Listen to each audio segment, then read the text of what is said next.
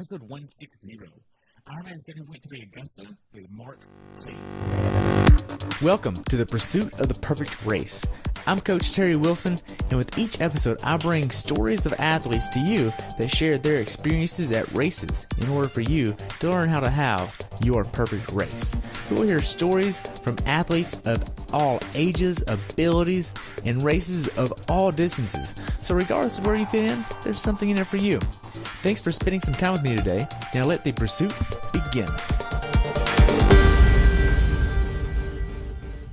Hey everybody, welcome back to the Pursuit of the Perfect Race. Today I have the pleasure of talking with my friend and teammate and returning guest, Mark Clee, about his recent race at IRONMAN Augusta 7.3 that took place on September 23rd, 2018, where he had a time of 4 hours, 55 minutes, and 11 seconds. Welcome back to the show, Mark. I look forward to hearing about your race at Augusta.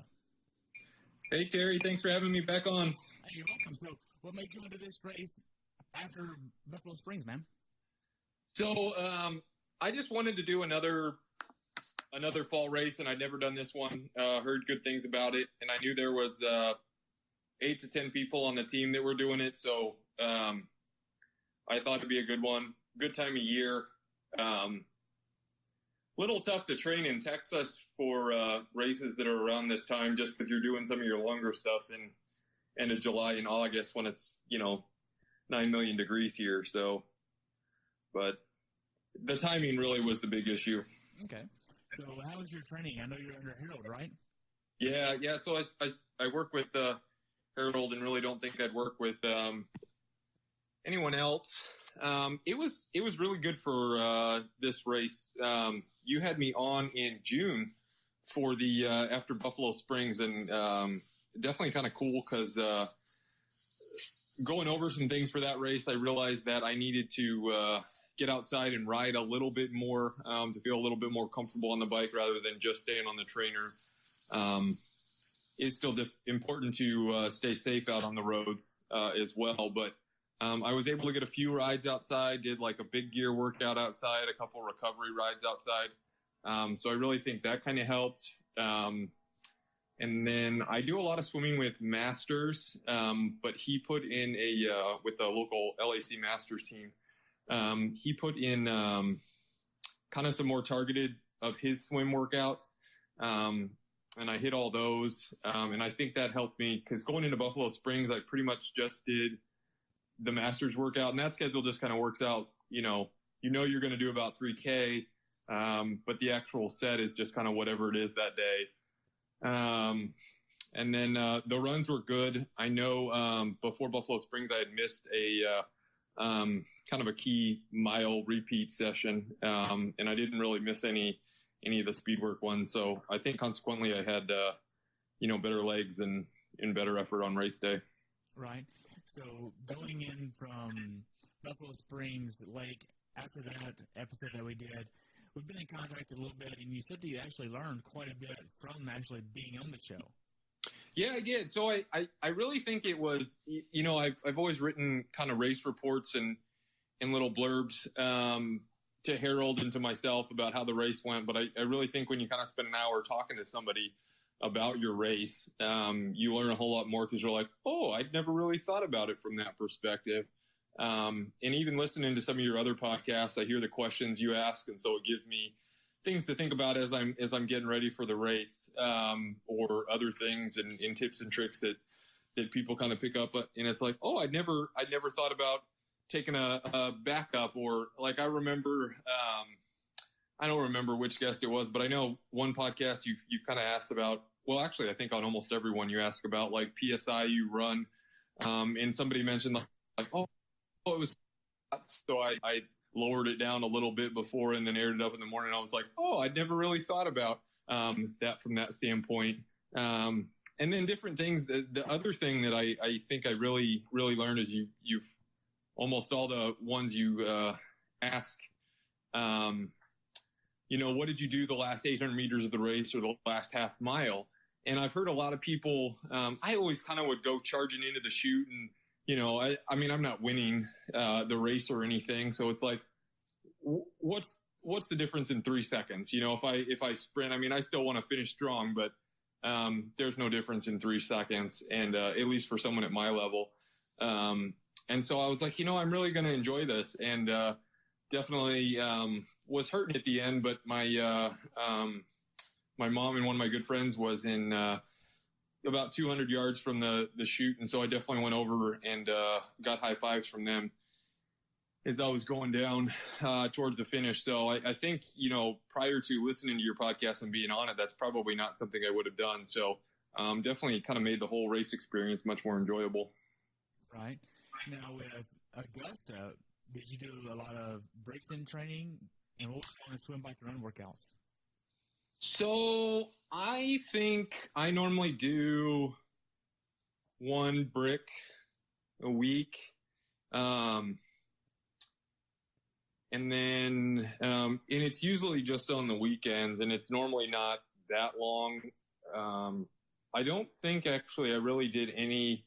I know before Buffalo Springs, I had done some of the, 2 to 3 hour rides on Saturday, and then maybe like a 45-minute effort off the bike. I don't think I really did anything like that. Most of it would just be a bike and then 20-minute easy run, or 10 minutes fast, 10 minutes easy. But about one brick a week. Longest swim was 5K. So that's one of my favorite sets that he has. So Ali Benoit is a teammate and friend that I know, and she just did the Chattanooga full, so she was getting ready for that. And so we were going to do the swim together, and stuff ended up happening, so we didn't get to. But that was why I had that on my schedule, because normally, more typically, a long swim before a 70.3 is about 4K.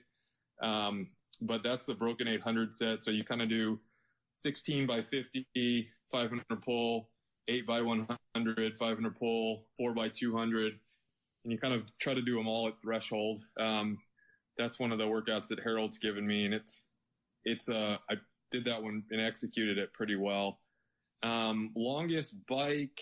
I was also planning on doing Waco Hotter Than Hell. So I had done some 4 and 5 hour rides. So that was also a little bit longer because I did a couple, I think, 5 hour rides to make sure I could survive the Hotter Than Hell. Now, and then did you miss a lot of training, or did you miss any training? No, I don't think I really. I mean, maybe a day. There might have been a couple, but not much. And definitely not like last time. I really kind of another thing I learned from that podcast was like, you definitely do need to prioritize some workouts and be like, this is why I need, kind of speed at this time. So I made sure that I didn't miss any of those. Longest run, I think, was 15.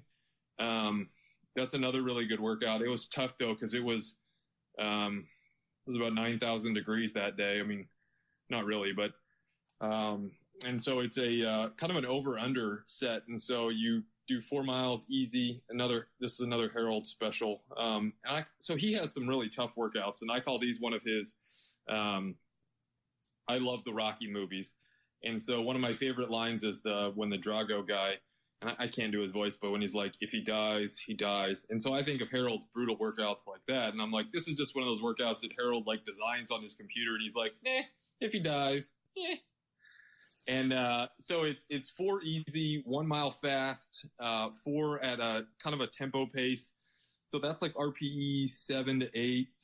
Really ends up being pretty close to my 70.3 run effort pace for that middle 4. And then another fast mile.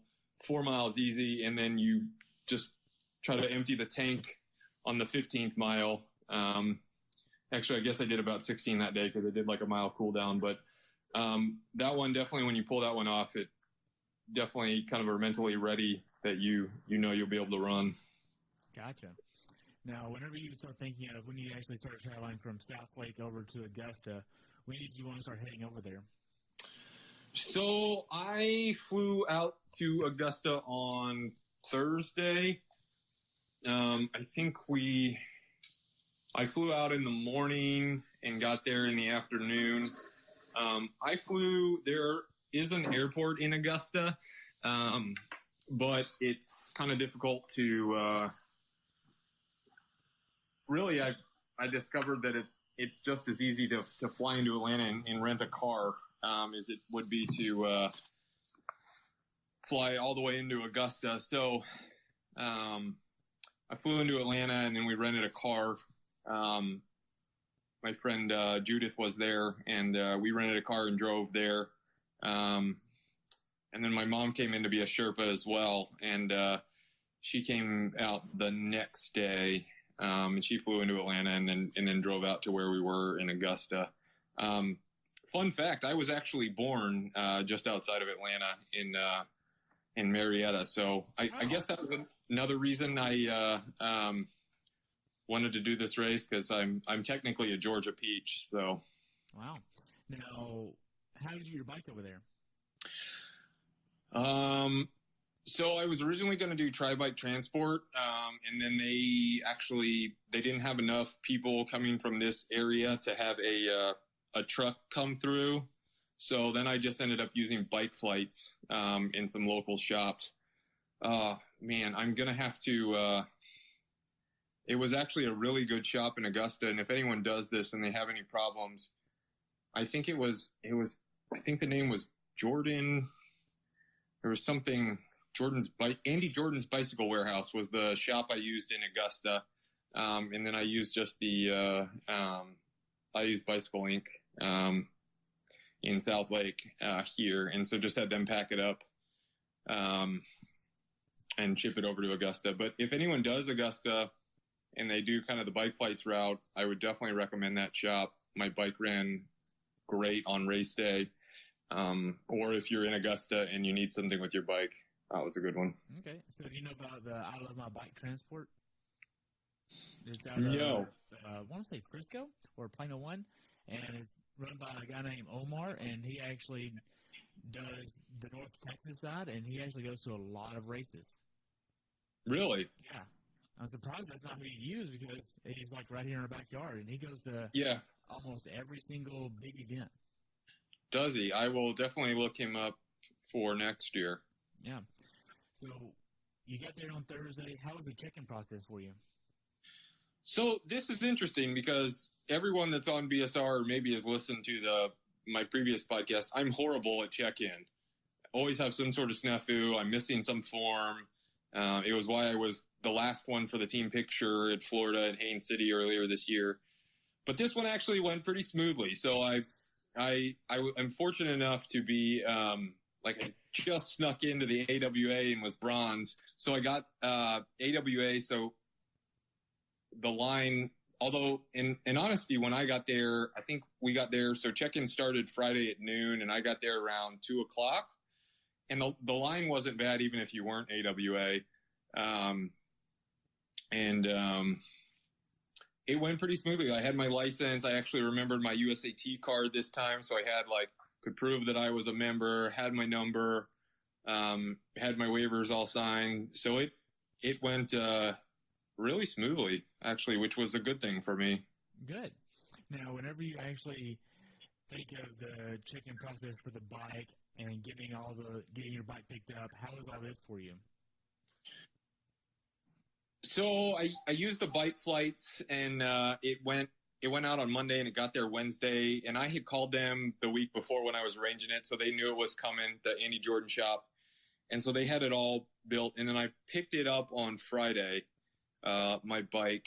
I was doing a shakeout ride that day, and that wasn't bad, because we had a rental car, and the bike shop was only 10 minutes away from where we stayed. We kind of made a joke about it in when we were there in Augusta, but it really seems like anything you want to do in Augusta is about 10 minutes away, no matter where you stay. If you're going to go to the grocery store, you're going to go out to eat. I ended up just eating at the house, so we could make our food. I didn't really eat out, but I know some teammates that were there, looked like they had some really good local restaurants. I'd highly recommend it. But the only snafu I had with my bike was, my front brake was rubbing just a little bit, and I just had to tighten it just a little bit. But other than that, like I said, that's kind of the best I've actually felt on my bike. My legs felt good, and I felt comfortable and relatively confident for me. I mean, I'm never super confident on a bike, but and like I said earlier, I think it was that kind of that realization when I was on the podcast that, I do actually need to get outside and ride just a little bit. Really made me better on race day. Okay. Now, you get your bike kicked in, you got your bags ready for the next day. Yeah, it's going to be a little warm the next day. It's going to get up to 9 degrees. And did you have a way that you wanted to get your salt intake and your nutrition the day before to prepare for the heat? What does your nutrition plan look like the day before the race? So it's interesting about the heat because coming from Texas, it had been like 100 here. And then that race I did in Buffalo Springs was like 103 or 104. I think by the time I finished, it was only 100 or so in Buffalo Springs. And that was one of those days that was so super hot that I felt I had to knock my effort back. I was approaching this heat a little bit differently. Coming from the heat in Texas, I was like, well, it's going to be 85 or 90. And I was like, it'll be a little bit more humid. But I wasn't quite as much worried about the heat just crushing me as kind of like you were mentioning the sodium with the humidity, that I was going to sweat a little bit more.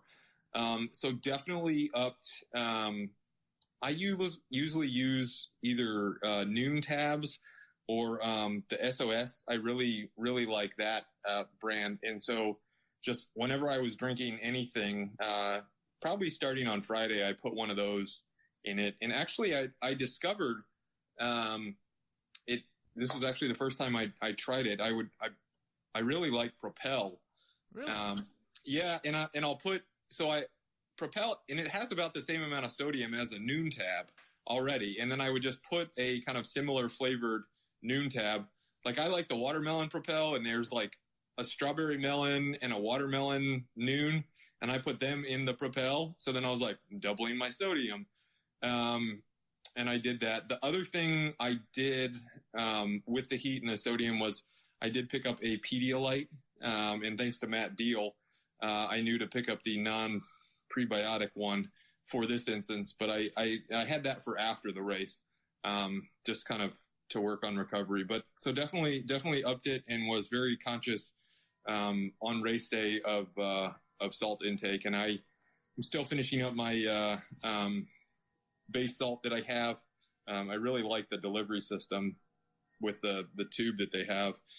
But you can use any salt product. Like F2C makes a electro Durance thing, and you can just use pink Himalayan sea salt that's available at Costco. So I was definitely cognizant and made sure I got some of that in on the bike, and then every mile or so on the run. Okay. Now, whenever you actually go to bed the night before the race, what time are you trying to get in bed? It's interesting. I had gotten to where I was sleeping pretty well before races, and then the last two I have not. I got to bed at 9 or 9:30, and this race doesn't start real early. I think, man, I'm drawn. I think they didn't. So the age groupers didn't start until 7:50, I think, because the pro men went at 7:30, the pro women at 7:40, and then age groupers at 7:50, and it's a rolling start. And I seated myself in the 27 to 30, and so I think I hit the water like, I don't know, right around 8 or 8:05. So I didn't have to get up super early. That usually bothers me when I'm sleeping the night before, like, I'm going to have to get up at 2:30 or 3. So I don't sleep well because of that. But this one, I didn't have to get up till 4:45 or so to get out there, 4:30. But I still woke up at 2:30 and was just like, hello world. So, I mean, I slept well for those 5 hours, but I always think it's really important to sleep well kind of the couple nights before. And I really did sleep well. There, we did I think it's VRBO to get the house in Augusta. And it was a super nice house. The bed was really comfortable. So I slept really well the 2 nights before. So I wasn't too worried, even though I didn't sleep well before the race. Okay. Now, you get up on race day and you get everything ready. You head to transition. What are you doing in transition before you head down to the swim start?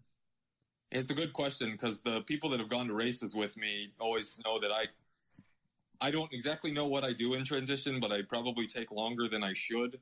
for what I accomplished. But, and I think I started to figure it out at this race that I'm taking selfies and eating and stuff like that. So, that's why it takes me longer. But, I always kind of go through and pack my bag the day before, and get everything in there as far as shoes and kind of double check that I have my nutrition. So, then it was just getting out and setting up kind of my transition zone. I have been kind of working on my transitions since Haines City this year when I realized that I was really, really terrible at them. I still didn't do very well in the first one, the swim to bike. It still just took me too long. But so I just kind of lay everything out. And I think I'm pretty meticulous, and that's why it takes me a little bit longer. But I can usually count on spending about 45 minutes in transition. I'm sure only like 3 minutes of those are productive, but I think transition opened at 5:30 or 5, and I got there at 5:15, or I got there within 15 minutes of it open, got body marked, and I think I was walking over to the swim start at like 6:30, so I still managed to diddle around for 45 minutes. Wow. So after you get done with the transition, you head down to the swim start. It's a mile away or so. Did you just walk down there? So I did. I did walk, and they do have shuttles. There was a bit of a line to get in the shuttles. And then, like I said, my friend Judith was there with me in the morning. My mom, lazy bum, was sleeping in, just so she had to show up for just the swim start. But actually, I don't blame her. I would have done the same thing. But and so Judith couldn't. Only athletes can ride the shuttle.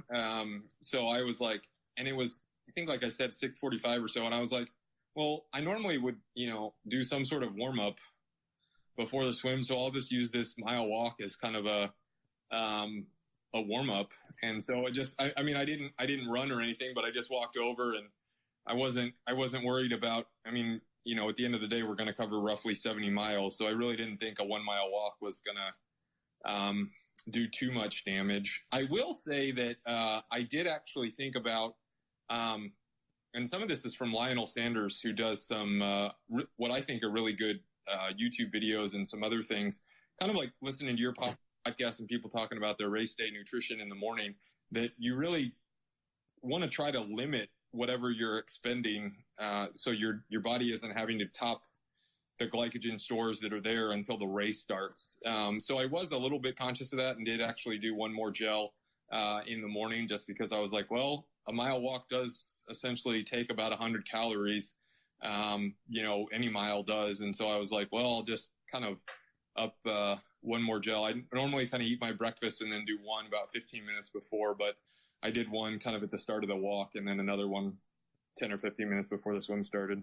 Right, because I actually talked with Andrew Starkwitz about his race at Chattanooga, and it's similar to this race here where you have to walk or get a shuttle to the swim start, because it's downriver point to point, and he just walked. I mean, it seems like it's not that bad of an idea. Just get everything going a little bit. Now, whenever you actually get down there, being that it's not wetsuit legal here, you're just getting everything going and all that fun stuff. How is this for you? It wasn't bad. I can't really say enough good things about this venue. They had a fair number of porta potties, so there was a bit of a line when I got there. I was successfully able to drop some kids off at the pool, so that always makes race morning better. And then it's a huge open area. You can see the pros start, and it was pretty calm. I ran into Pam Wilson, actually, who's on Team BSR, and she took some photos, so it was kind of cool to see the different people in the getting ready. The most interesting thing, and this is really one of the things I love about the sport, is so I'm standing in line for the porta potties, and this woman and the guy that are next to me, they're just chatting, and then all of a sudden this woman, the guy's got a knot in his back, and so she starts like pushing her elbow into his back to kind of help relieve the knot. And then he went to the bathroom, and she was still standing there in line, and I was like, oh, are you guys together, or was just making conversation because I'm a chatty Cathy, I guess, in situations like that. And she was like, no, just met him in line. And I was like, that's why this sport is awesome. I mean, people just helping people unsupported. You know, she was trying to get the knot out of his back, and she'd never met him before. So, wow. So you get down to the swim start, you get into 27 to 30, and then you get going at about 8 o'clock. How does the swim go for you? Probably another reason this race went so well is it is a downstream swim. I was a little bit worried about they'd had the hurricane hit North Carolina, and so they got a fair amount of rain like a week before the race. And so I was a little bit cognizant that the water might be kind of gross or from a lot of runoff, but it actually really wasn't that bad. And you don't necessarily feel the current. Like somebody before the race, something I hadn't thought about was as you're swimming, you're pulling or pushing the water behind you, because if you're propelling it behind you, then you're going the opposite way. And it can be a little bit weird to kind of grip the water when it's also traveling, in essence, the same direction you are. And I was like, oh, I've never really thought about swimming downstream like that. I wonder if I'll feel anything, but I didn't. But you can tell that you're going faster, because normally the buoys seem to take forever to go get from one to the next. You know, it's like, oh, I've been swimming 5 minutes, and then it's like, oh, that's only one more buoy that I made, you know. And I mean, it doesn't actually take me 5 minutes to get buoy to buoy, but like that sometimes. Yeah. But this one, it was like, oh, there's another one. And so, the swim really went well. I mean, the water was 75. So, and there was just a couple spots where there was kind of some seaweedy type stuff. So, but it was a great swim. Went really well. Good. Now you get out of the swim. How did C2 go for you? You're in there 3 minutes longer than Buffalo Springs. So there is more of a run getting out of that swim than Buffalo Springs. So some of that time would be that. Now Buffalo Springs was wetsuit legal, so I had to get stripped. So that might almost be a wash. It just didn't go well. And I can't necessarily, I guess one of my cues when I was in Buffalo Springs, and I don't know whether this was because I started to think that I was getting better at them and got a little overconfident, but going into Buffalo Springs, I was like, okay, be fast in the transitions. And that was my only thought, like, just be fast. And I didn't really have that in this one. And so I just kind of like, think I was just moving slower. And I don't know why, but I like sat down to put my shoes on. I don't know if it was. Did you sit down? No, he will now. So like I said, there's a little bit more of a run in that one, and so my feet were kind of muddy. And I know the other thing is I've been, I guess, fortunate enough to do a fair number of wetsuit races recently, like both Buffalo Springs and Haines City were wetsuit legal, and so you can wear compression sleeves or calf sleeves, and so that's normally what I do. But since it's not wetsuit legal, I couldn't. And so it just takes me longer to put my socks on. I just used little feather mutt, like quarter length ankle socks. But I think that's why I sat down. And in retrospect, I still need to practice my transitions more. Okay. Now, whenever you actually got on the bike, the first few miles are pretty flat, but then you have some rolling hills in the main side of the bike course. How was this course, and did you have a certain power, cadence, or a certain heart rate plan that you wanted to have for it? Yeah, so Harold gave me, so this is another thing that I've learned about myself. Harold gave me a power plan, and it was based on my FTP at about, because it was still going to be a little bit warm. So I think my target was 78 or 79% FTP for the race. And I've never been that high. I think my highest is like 71 or 72, kind of an intensity factor by the end. And so I normally underbike, and I was like, well, I'm going to really try to hit this. And I think, again, because of the increased riding outside, I got closer. so I ended up at like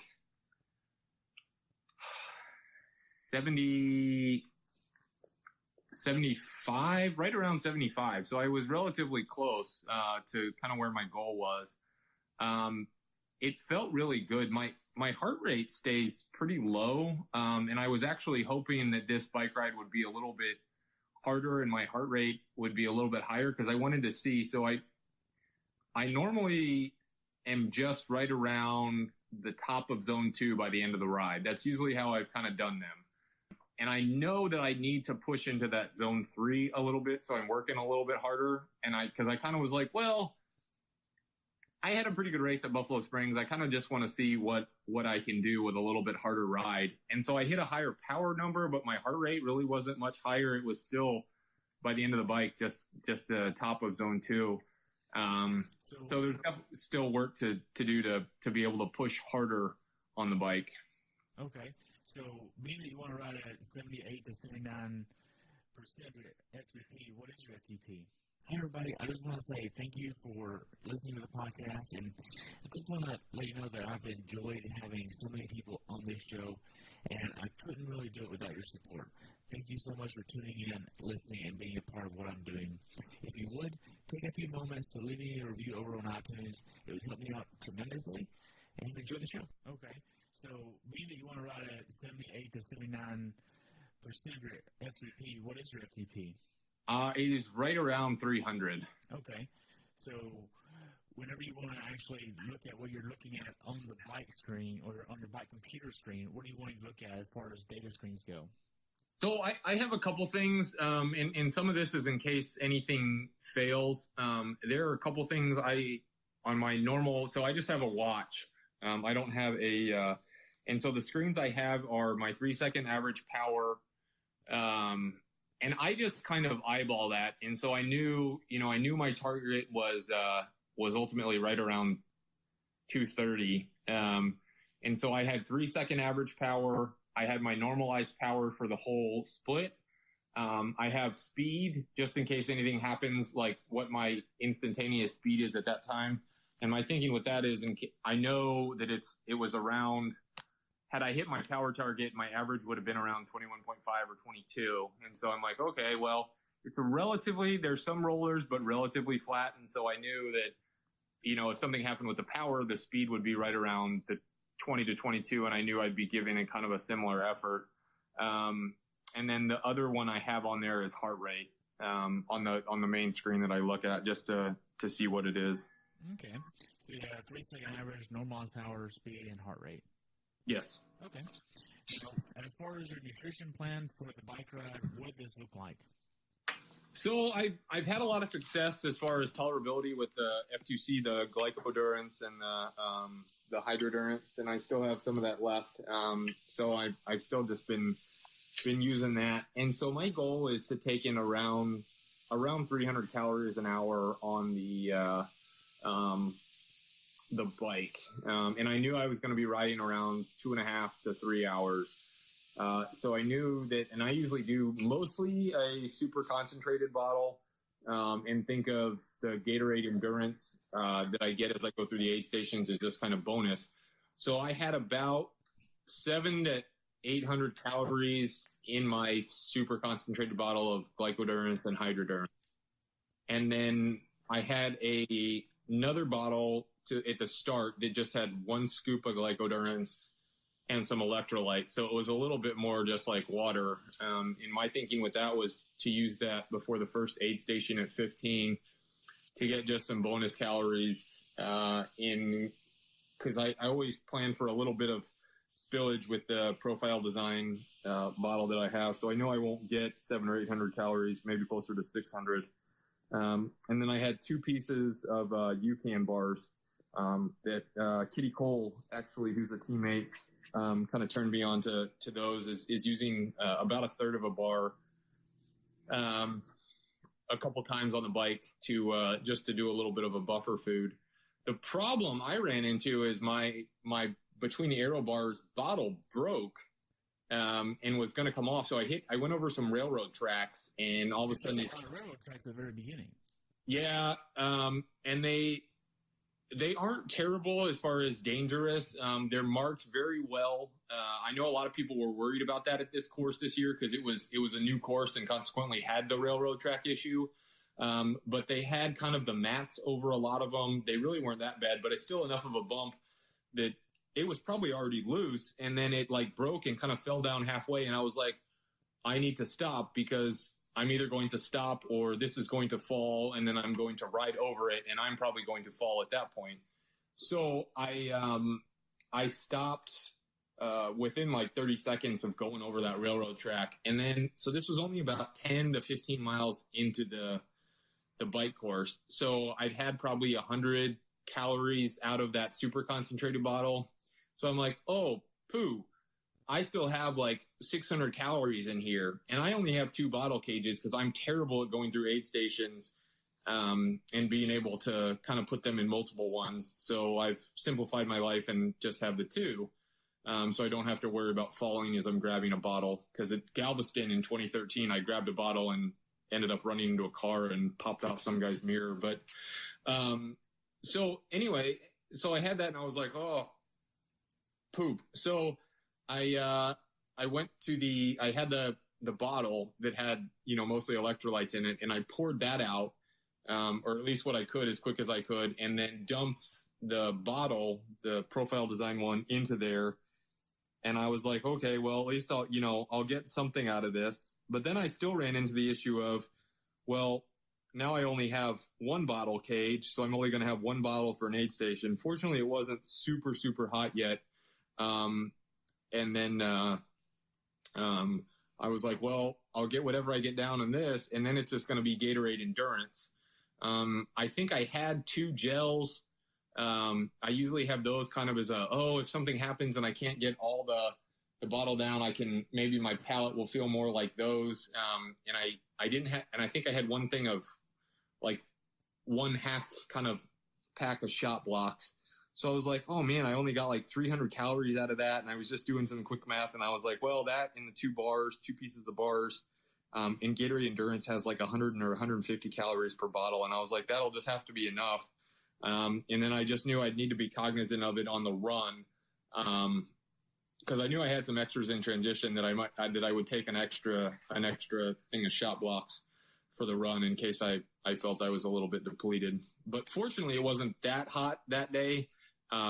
So I was able to kind of manage the fluid, and I was also super proud of myself because as I was going, I figured out how to grab a bottle, put it in my jersey pocket quick enough to grab another one. And I never had to go to that one in my jersey pocket or actively drink out of it. But, it was nice to know in the back of my head that I had a little bit more fluid in case I got thirsty. Oh, that's good. Now, as far as the bike ride goes, how does the bike ride go for you for the course here?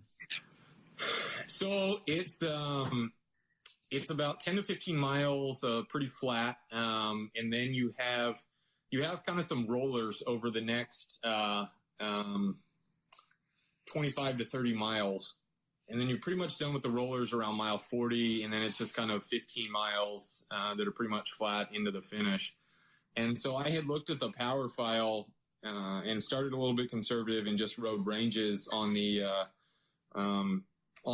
rollers. So I let myself go to like almost up to threshold. I think I went a little over 300 a couple times on some of the hills, which was a little high compared to the ideal split apparently, but, I didn't do too bad. And then, so the way I thought it was, okay, I'll take the first couple miles to kind of warm up, settle in. And then my thought was it's okay to work, in the rollers, because I thought that thought might work well for me as far as hitting my power targets. And I think it did, because I normally probably would have been a little bit scared, like, oh, I can't ride these rollers that hard. But I was like, I'm just going to work this 25 or 30 miles, and then I'll have kind of 10 miles that I can just kind of cruise into the finish if I need to. And I actually ended up riding the rollers pretty well, and then felt really strong the last 15 miles or so. Wow. So with the time that you were on the course, how hot was it? I know that high was 90, but did you get into that with the 2 hours and 45 minutes you were on the bike ride? I didn't feel so much that it was that hot. I mean, it wasn't cold. I was not shivering at all or didn't have to wear any arm warmers, but I was never that hot. And the other thing I can say about this course is it was a new bike course this year for them. The roads were fabulous. I maybe saw like one pothole, and they were definitely some of the best bike course roads I've ever ridden. Wow. So as far as the quality of the road here, did you see a lot of flats due to potholes and cracks or anything like that? I didn't, but I was in the Augusta 70.3 Facebook group, and there were some people talking on there after the race that it was actually, they saw a ton of people fixing flats. I didn't see that many, and I didn't have any issues, so I wouldn't have thought that. But if anyone's thinking of doing this race in the future, it might be something to join that Facebook group and kind of look into what actually were the flat issues. But in my opinion, I didn't see any, and I didn't have any, and didn't feel the roads. My only guess would be those few railroad tracks, which I thought they handled pretty well. Yeah, they had like the rubber matting over it, right? Yep. I think all but so there are some that are live, and so they can't do it.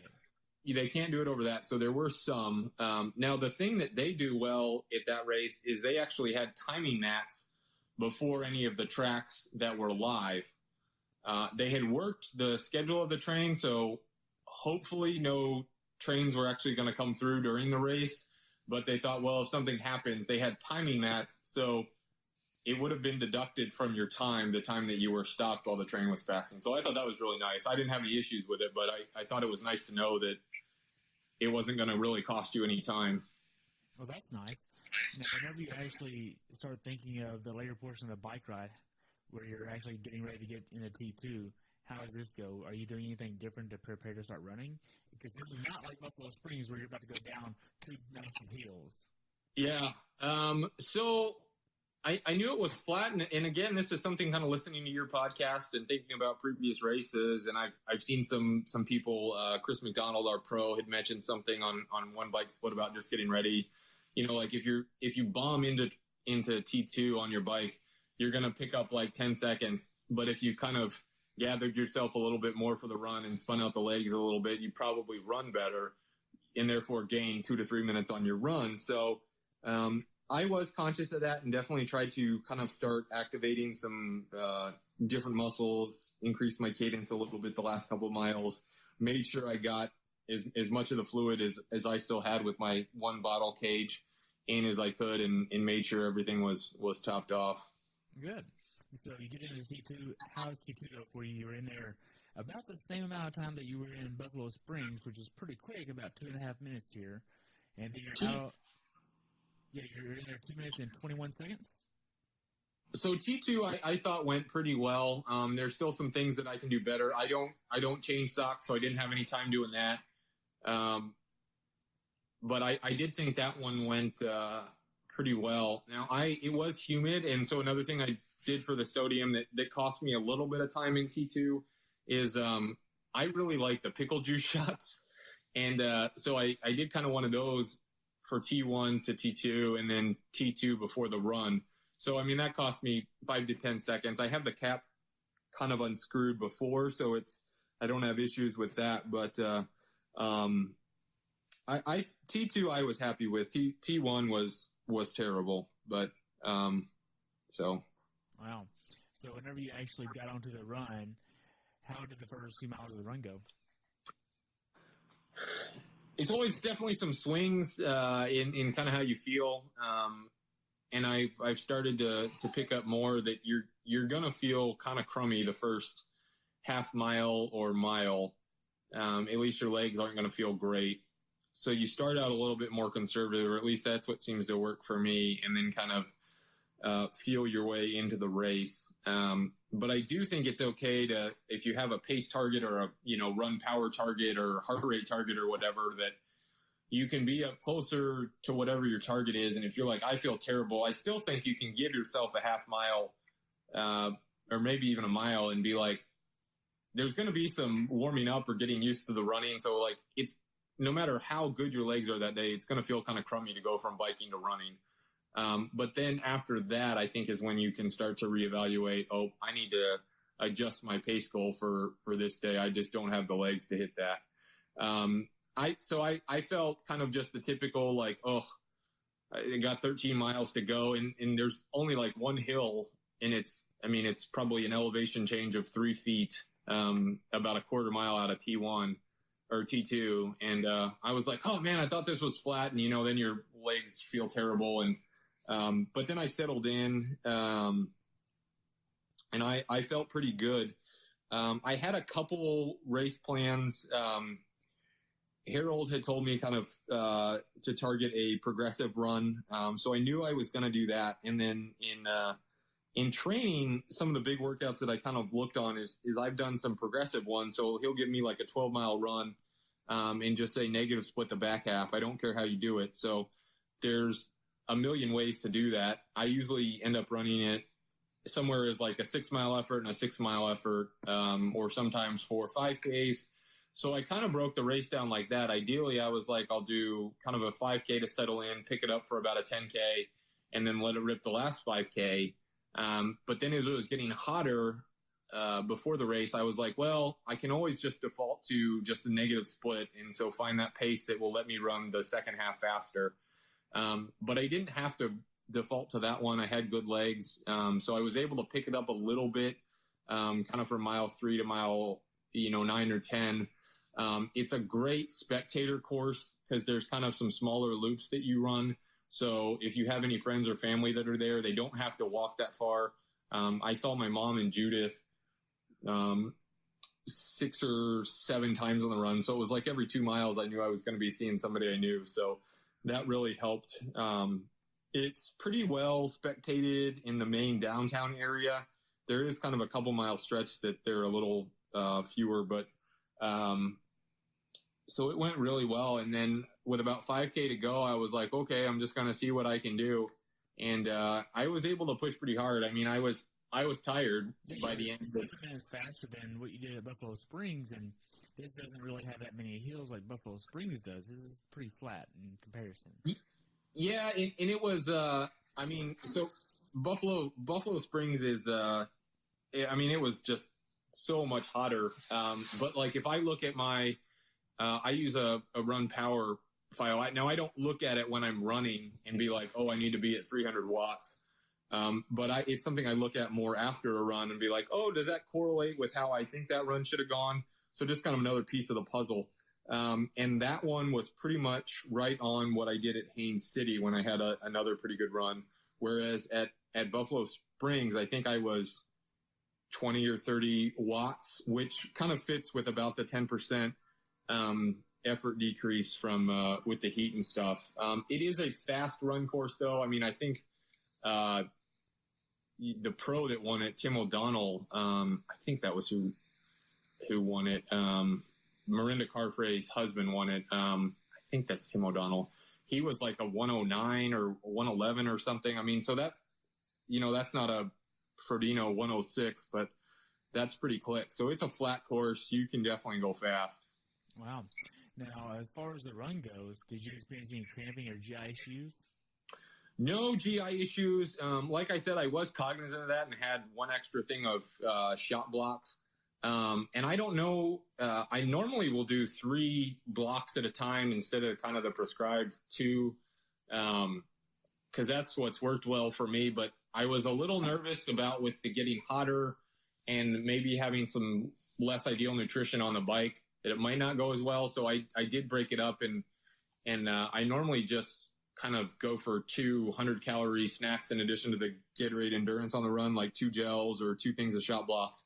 But I broke it up and had into 3, so 3 smaller ones. So the same total, still had about 200 calories of shot blocks, but I spread it out a little bit more, and that seemed to work well. I did not have any cramping. The only thing I've noticed is that kind of with the heat and stuff, and I don't know if it's along the spectrum of cramping, but sometimes I'll be running and I'll be like, oh, my left leg or my right leg just feels kind of tired, like it's not running as well as the other leg. And I've been trying, and I'll take some salt at that point, and it usually seems to make it feel better. So I don't know if that means it's like about to cramp up, but I didn't have any cramps. Okay. Now, as far as the last mile of the run course go, how does this go for you? It was starting to, I was definitely looking forward to being done. But you're in the downtown area at that point, so there's a ton of spectators. The only hard thing is actually when you're about a mile from the finish, you do go right by the finish line. So it's kind of like, oh, so close yet so far.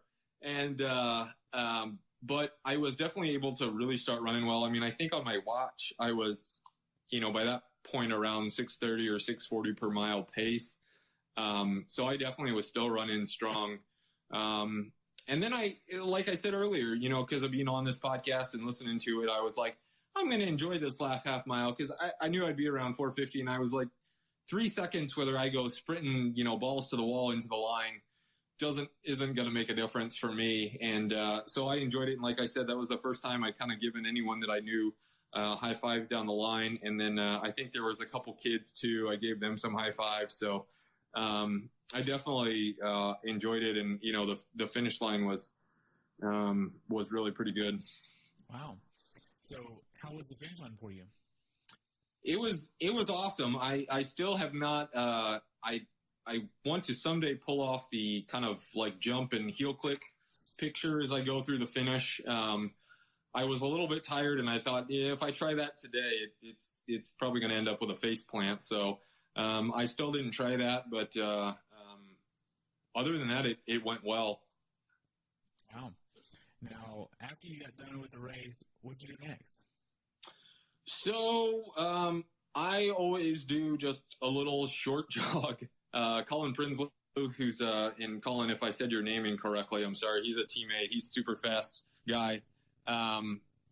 He did this race, and I saw him at the finish and at Haines City. And I remember he remarked, he was like, Mark, you're done. You don't have to run anymore. But, I think a little 5-minute jog afterward makes me feel a little bit better the next day. I don't know whether it does or not, but, and then I got some food. They had some really good food. They had these, good bagels. They had some pizza. The only complaint I would have with the post-race food is they had little peanut butter packets and bagels, which sounds great, but they did not have any silverware. So I was like, how do you expect me to get the peanut butter on the bagel? So I just kind of did a dip and into the peanut butter. Yeah, there's nothing to do there. Yeah. Wow. So how can Ironman have made your race experience better, aside from having silverware? Well, I was going to say that's the only thing. I don't think there's much they could do to improve this race. Maybe logistically the shuttles, and I don't know if it's just that I'm impatient.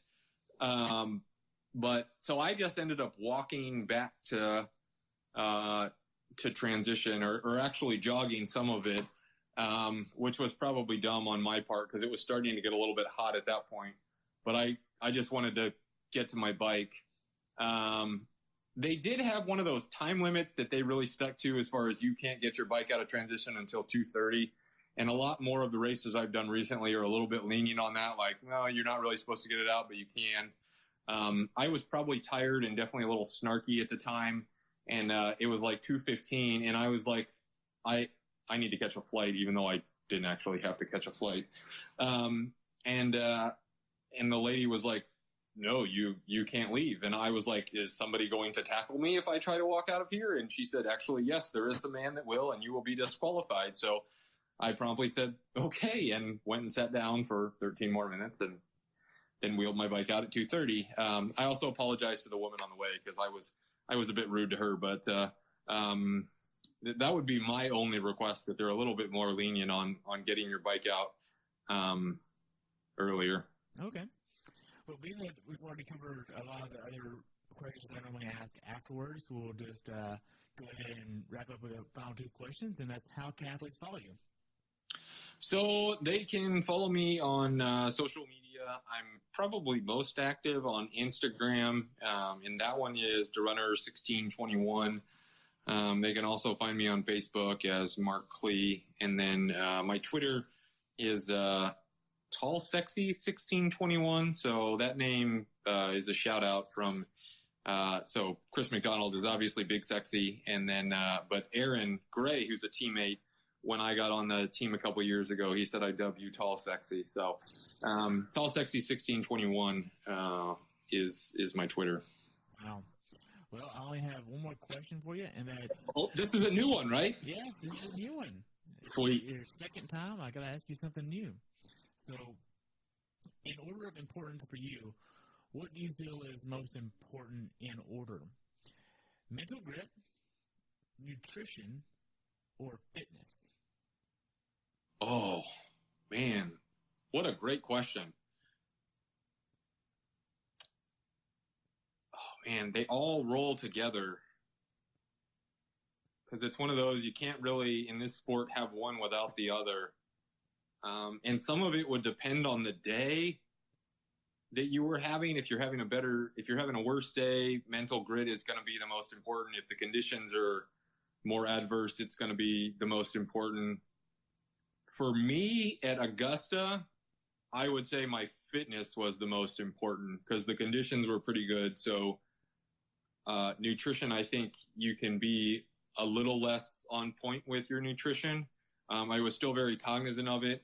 And then mental grit is always important. But again, this was kind of a very ideal conditions race, at least in my opinion. I mean, coming from Texas, the heat wasn't really that any worse than I was used to. So there wasn't a whole lot of mental grit with that. So for me at Augusta, it would probably be the fitness that I had going into it gave me a ton of confidence. So that was most important.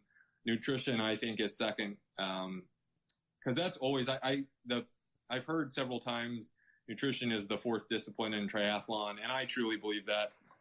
So I think it has to be the second. And then the third thing for this day, again, because I didn't really deal with any adversity other than the bottle issue, would be mental grit. Oh, the only thing I will say about the bottle issue that I had was I've been talking with some people about the train tracks and what to do, how to not let that disturb your race. If you did get stopped by a train mid-race, how to get back into a rhythm afterward and not let it be like, oh, this time is going on, I'm just sitting here like cooling down or, getting out of my, my mojo.